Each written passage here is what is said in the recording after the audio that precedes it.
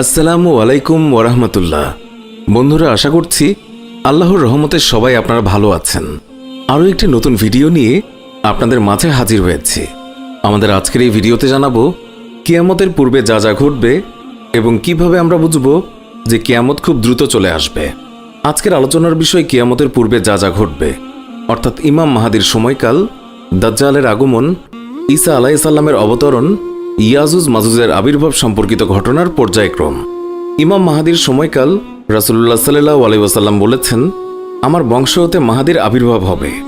সে হবে প্রশস্ত ললাট এবং উন্নত নাসিকা বিশিষ্ট। তখনকার দুনিয়া যেই রূপ জুলুমে ভরে যাবে, সে তার বিপরীতে তা ইনসাফে ভরে দেবে।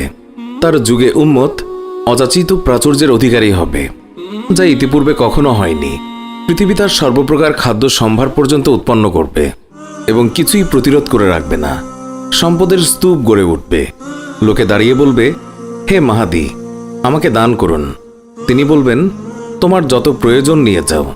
আল্লাহ তাআলা তাকে এক রাতে খিলাফতের যোগ্য করবেন, আর সে 7 বছর রাজত্ব করবে।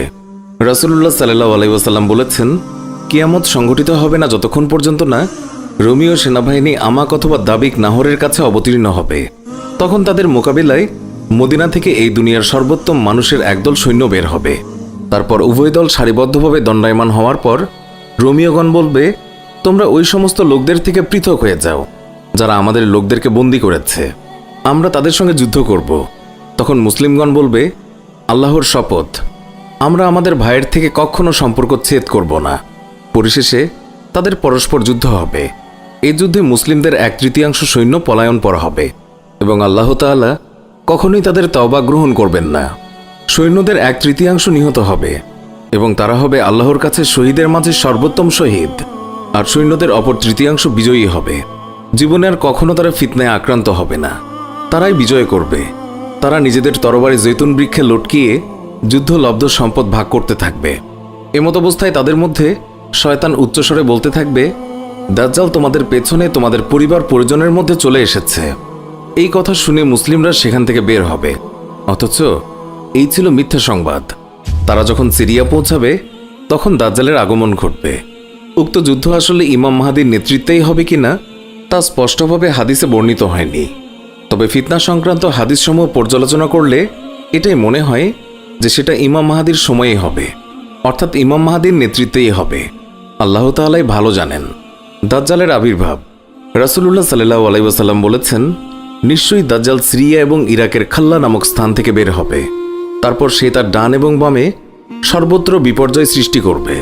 আল্লাহর বান্দাগণ, তোমরা দ্বীনের ওপর অবিচল থাকবে, কেননা আমি এখনই তোমাদের কাছে এমন সব নিকৃষ্ট অবস্থা বর্ণনা করব যা আমার পূর্বে বিশেষভাবে কোনো নবী তার উম্মতের কাছে বলেননি।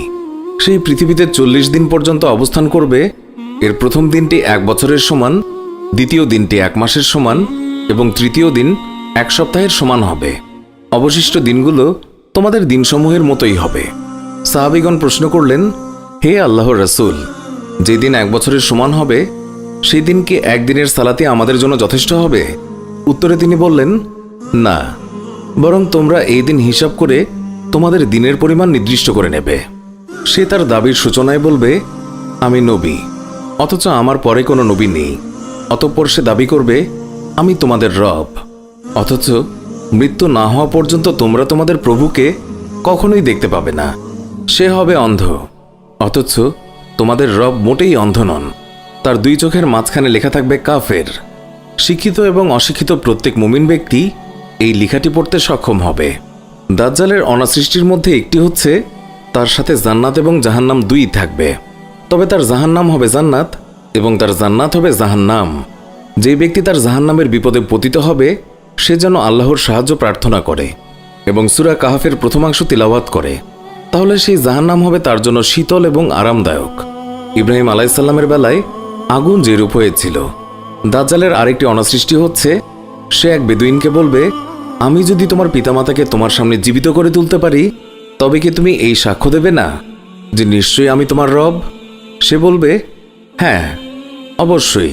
তখন দাজ্জালের নির্দেশে 2টি শয়তান তার পিতামাতার অবয়ব ধারণ করে হাজির হবে এবং বলবে, হে বৎস, তার আনুগত্য করো, তার অনুগত হও, সেই তোমার রব।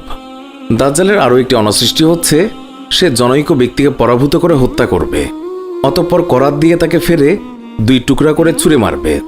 অতঃপর সে বলবে, তোমরা আমার এই বান্দার দিকে লক্ষ্য করো, একে আমি এখনই জীবিত করব। এরপরেও কি কেউ এমন আছো বলবে যে আমি ব্যতীত তার অন্য রব আছে? এরপর আল্লাহ তাআলা সেই লোকটিকে জীবিত করবেন। তখন দাজ্জাল খবিশতাকে বলবে, তোমার রব কে? সে বলবে, আমার রব আল্লাহ রাব্বুল আলামিন। আর তুই তো আল্লাহর দুশমন, তুই তো দাজ্জাল। আল্লাহর শপথ, আজ আমি তোর সম্পর্কে প্রত্যক্ষভাবে বুঝতে পেরেছি যে তুই দাজ্জাল। দাজ্জালের আরেকটি অনাচার এই যে সে আসমানকে বৃষ্টি বর্ষাতে নির্দেশ দিলে তখন বৃষ্টি হবে, এবং জমিনকে ফসল উৎপাদনের নির্দেশ দিলে ফসল উৎপাদিত হবে। দাজ্জালের আরও একটি অনাচার হচ্ছে সে একটি জনপদ অতিক্রমকালে তারা তাকে মিথ্যেবাদী সাব্যস্ত করবে, ফলে তাদের গবাদি পশু সমূলে ধ্বংস হয়ে যাবে। দাজ্জালের আরও একটি অনাচার এই যে সে আরেকটি জনপদ অতিক্রমকালে তারা তাকে সত্য বলে মেনে নেবে। সে আসমানকে বৃষ্টি বর্ষণের নির্দেশ দিলে বৃষ্টি বর্ষিত হবে, অতঃপর সে জমিনকে শস্য উৎপাদনের নির্দেশ দিবে এবং শস্য উৎপাদিত হবে। জমিন পর্যাপ্ত ফসলাদি, ঘাসপাতা এবং তৃণলতা উৎপন্ন করবে। এমনকি তাদের গবাদি পশু সেদিন সন্ধ্যায় মোটা তাজা এবং উদর পূর্তি করে দুধের স্তন ফুলিয়ে ফিরে আসবে। অবস্থা এই হবে, সে গোটা দুনিয়া চষে বেড়াবে এবং তা তার পদানত হবে, মক্কা এবং মদিনা ব্যতীত। এই 2 শহরের প্রবেশদ্বারে উন্মুক্ত তরবারি সহ সশস্ত্র অবস্থায় ফেরেশতারা মোতায়েন থাকবেন। শেষে সে একটি ক্ষুদ্র লাল পাহাড়ের পাদদেশে অবতরণ করবে, যা হবে তৃণলতা শূন্য স্থানের শেষ ভাগ। এরপর মদিনা তার অধিবাসী সহ 3 বার প্রকম্পিত হবে। ফলে মুনাফিক নারী পুরুষ মদিনা থেকে বের হয়ে দাজ্জালের সাথে যোগ দেবে। এইভাবে মদিনা তার ভেতরকার নিকৃষ্ট ময়লা দূরীভূত করবে, যেমনভাবে হাঁপড় লোহার মরিচা দূর করে। সেই দিনের নাম হবে নাজাতের দিন। আবুল আকের কন্যা উম্মু শুরাইক রাদিয়াল্লাহু তাআলা বলেছেন, হে আল্লাহর রাসূল, আরবের লোকেরা তৎকালে কোথায় থাকবে? তিনি বলেছেন, তৎকালে তাদের সংখ্যা হবে খুবই নগণ্য। তাদের অধিকাংশ ঈমানদার বান্দা তখন বায়তুল মুকাদ্দাসে অবস্থান করবে। তাদের ঈমান হবেন একজন নিষ্ঠাবান সৎকর্ম পরায়ণ ব্যক্তি। এখানে একটি কথা বলা প্রয়োজন, উক্ত ইমাম আসলে ইমাম মাহাদি কিনা তা স্পষ্ট নয়, তবে মনে করা হয় যে তিনি হয়তো ইমাম মাহাদি হবেন। আল্লাহই ভালো জানেন।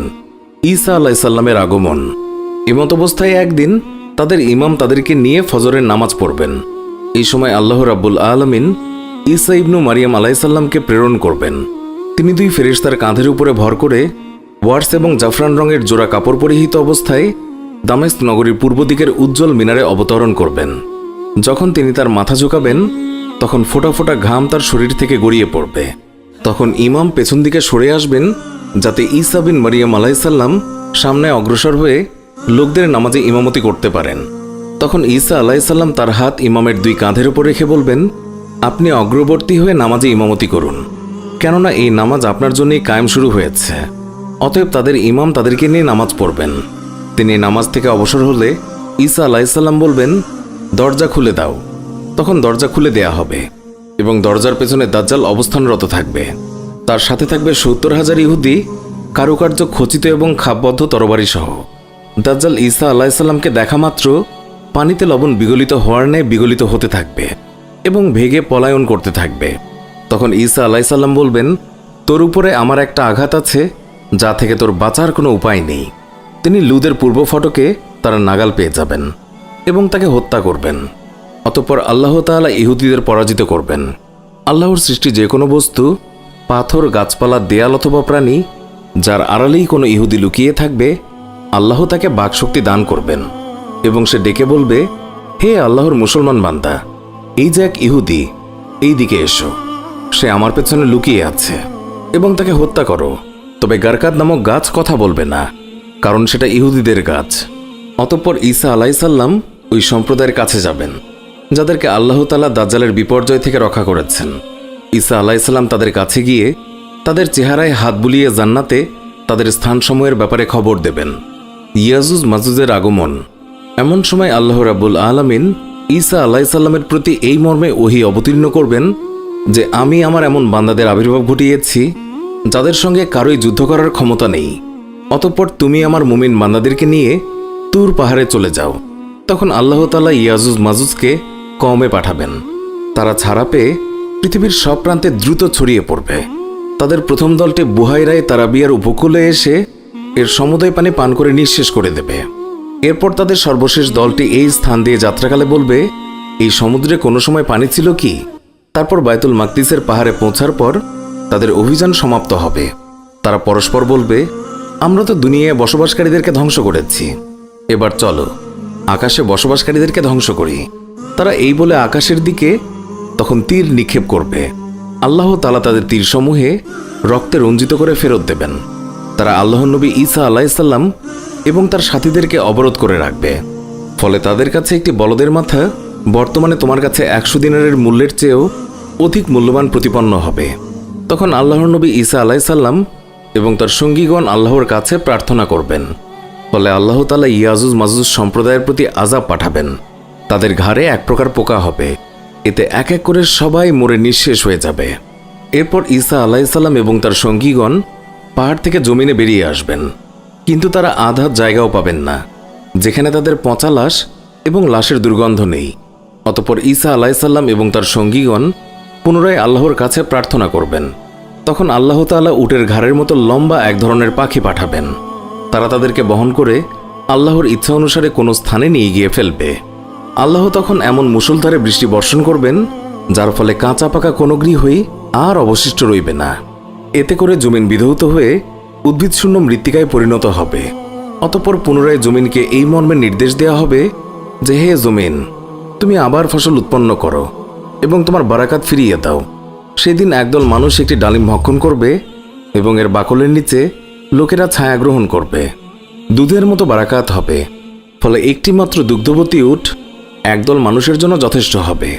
দুগ্ধবতী একটি গাভী এক গোত্রীয় মানুষের জন্য সেই সময় যথেষ্ট হবে, এবং দুগ্ধবতী একটি বকরি একটি গোত্রের জন্য যথেষ্ট হবে। রাসূলুল্লাহ সাল্লাল্লাহু আলাইহি ওয়াসাল্লাম বলেন, ঈসা বিন মরিয়ম আলাইহিস সালাম আমার উম্মতের একজন ন্যায়পরায়ণ শাসক এবং ইনসাফগার ইমাম হবেন।